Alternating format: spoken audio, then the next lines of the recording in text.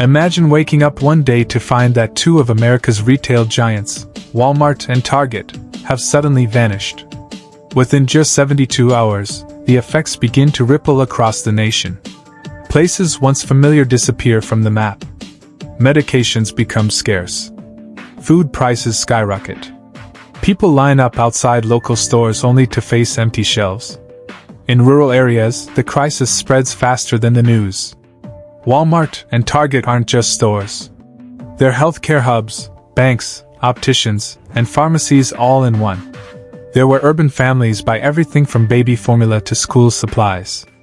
Now, with both retail giants gone, Americans face a question they never imagined. How will they survive? Let's explore the potential consequences of this hypothetical scenario over the course of 4 weeks. In the first week, chaos erupts. The closure of Walmart and Target isn't just about empty shelves. It's the collapse of a supply chain that has underpinned the lives of millions of Americans. According to the National Retail Federation, about 90% of Americans shop at Walmart or Target at least monthly for food and other necessities. Their closure would thrust millions into an unforeseen shortage crisis. While chains like Kroger, Costco, or Whole Foods could fill some gaps, they can't match Walmart and Target's scope. Kroger holds just 11% of the U.S. grocery retail market, while Walmart and Target command nearly 40%. As consumers flood smaller stores or other supermarkets, not only will products run out, but prices will surge. Within the first week, shelves at remaining stores would be bare. Everyday items like instant noodles, processed foods, beverages, fresh produce, milk, meat, and spices would become scarce. This crisis wouldn't be limited to urban areas. It would hit rural regions hard, where Walmart and Target often hold near monopoly status as suppliers. The impact on healthcare would be significant. Walmart and Target are major providers of medications and healthcare products. A survey found that 40% of Americans rely on stores like Walmart for prescription and non-prescription drugs.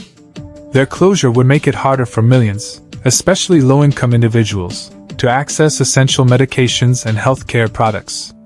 As the second week unfolds, the economic fallout spreads. The absence of Walmart and Target disrupts the entire retail supply chain. Manufacturers and suppliers reliant on these companies' vast distribution networks face immense challenges in restructuring channels and finding new partners. Goods from food and household items to pharmaceuticals and consumer products could take weeks or months to reappear on other stores' shelves.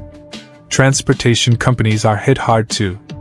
Carriers like FedEx, UPS, and smaller logistics firms lose the massive shipments once handled by Walmart and Target, leading to excess capacity. As a result, transportation costs rise, increasing expenses for businesses and customers. A labor crisis also emerges. Despite employing millions, the closure of Walmart and Target stores would leave hundreds of thousands jobless. Stable jobs vanish, upending the lives of countless families. Workers in warehouses, stores, and customer service face sudden unemployment. By the third week, rural America is paralyzed. Already underserved by retail and large stores, these regions lose the critical supply hubs they depended on.